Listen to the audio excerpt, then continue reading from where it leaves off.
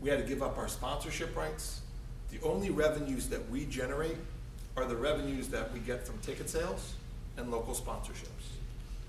And what happens is we actually pay a fee. We bid to be part of the BCS. Now there are other schools in Orlando, or there are other teams, the Gator Bowl in Jacksonville, the Citrus Bowl in Orlando, Jerry Jones's $1 billion stadium, who's now part of the Cotton Bowl. They could outbid us.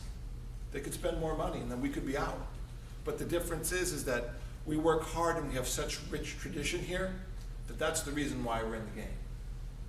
So to us, it's worth it to go ahead and spend the dollars that we need to be a part of the process. Because that economic impact, when we had our last championship game here, was $200 million in that 1 week to the South Florida community. And so we're not just a football game. But what ended up happening is to be a part of this bid, when we lost the rights for negotiating television, it took our power away from going ahead and having a national parade. Well, if the parade at that point, you don't have the national presence, and when you would be able to get $1 million from an Anheuser-Busch, but now you're on PAX TV or some cable network, they're only gonna pay you $25,000. We lost money. We lost $1 million a year doing the parade. Well, when in a 4-year cycle, that's $4 million. We need that $4 million to be part of the BCS. Because if we're not part of the BCS, then we don't have the ability to go ahead and drive economic impact here. So for us, we look at all of those things very, very, very carefully because we want to be in the game.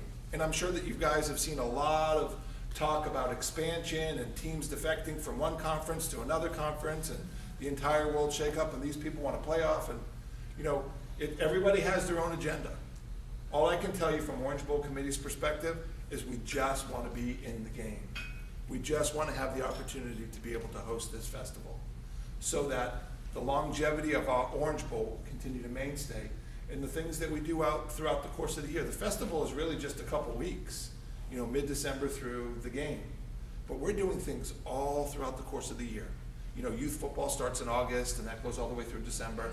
You know, we do a Thurgood Marshall for the African American scholarship side of things. We have youth football. We have Field of Dreams for higher education for high school students. So we're constantly doing things.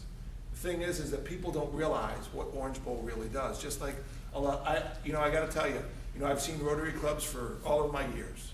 I really never knew what you did until I came here today. You know, understanding who the business people are behind it, the mechanics behind it, and what you do. You know, I didn't know that polio was the national driver for you guys. I didn't know any of that stuff. So myself as an Orange Bowl committee, this is our outreach. This is to make you aware, because I'm sure that I'm sharing things with you that you're like, oh, I thought they were just a football game. I thought that they just did this and they made all this money. Well, we don't. We lose money all of our years and we get all of our money back on the championship year because it's such a big game. Everybody comes to the championship game. So those are just some of the challenges that we deal with. So that's the reason why for us, it's important to give community outreach so that everybody understands what we do, just like it is for us to understand what you do. Questions? Yes. Do you think that the realignment of the conferences into what might be deemed super conferences will result in a true playoff mechanism, and that the BCS is probably a thing of the past? It's a good question. We debate it all the time. Fortunately for this cycle, this BCS cycle will end after the Rose Bowl championship, which will be after ours in 2014. I think personally, and this is not the perspective of anybody else, this is just my gauge in being in college football, I think we're going to end up going to a super conference. I think that you're going to see 4 super conferences at some point. But I also think that the bowl system will be used as the driving edge for taking those schools and putting them in a position for growth.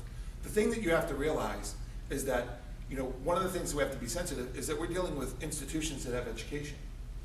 And the presidents want the games to end, on January the 2nd, because they don't want kids missing school. And that's really a lot of what's very important to them is the educational process. The BCS championship game this year is scheduled for January 9th. So they're going to miss a week of school. So I think that there's gonna be some sort of balance, but the big thing that we have to make sure, that's really, really important to us, because I think if a playoff system happens, I think the bowl system goes away. And it's gonna be very, very important to protect the integrity of the bowls, because every single one of the bowls that are out there, they're nonprofits. And what they do for their communities, from a promotional experience, from a economic driver, is paramount.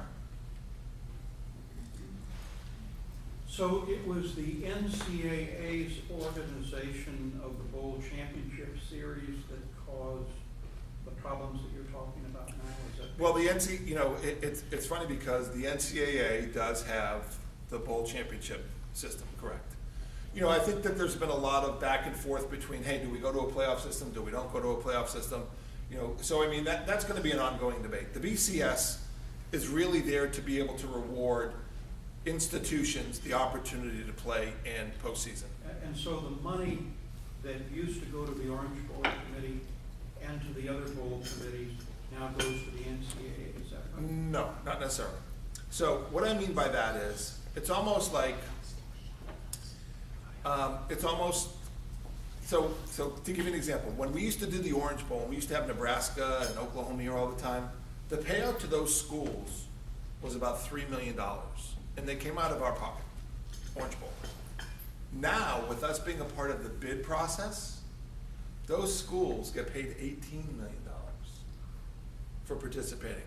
However, the money goes to the conference. So therefore, when you look at the ACC, that $18 million gets split amongst all of the 12 teams in the conference. So a team that doesn't get the opportunity to play in a big bowl still has the opportunity of getting $1 million, just like the rights fee that the ACC negotiates for ESPN. You said that you went to a game last weekend. Yeah. What's the objective of the committee going to games such as that? Great question. Obviously we're tied to the ACC, so for us, the importance is maintaining the relationship with the presidents, the athletic directors, and the head coaches, because for us, they're voting. The presidents, there's a committee of presidents and athletic directors and chancellors that all are part of the voting process for who's going to be in the BCS. So we are clearly known as the best hospitality bowl in the business. We pride ourselves on that. I mean, listen, when you look at that, we're feeding up against New Orleans and Pasadena, California. I mean, the kids that come in from these northern towns, whether it be Wisconsin or Penn State, or the ocean's 60 degrees, and to them it's like, oh my God, it's like bathing in the sun. They love it. So, yes, sir. Two-part question. The BCS itself, not the bowls, like you guys, just the organization of BCS, that is a for-profit, correct, organization?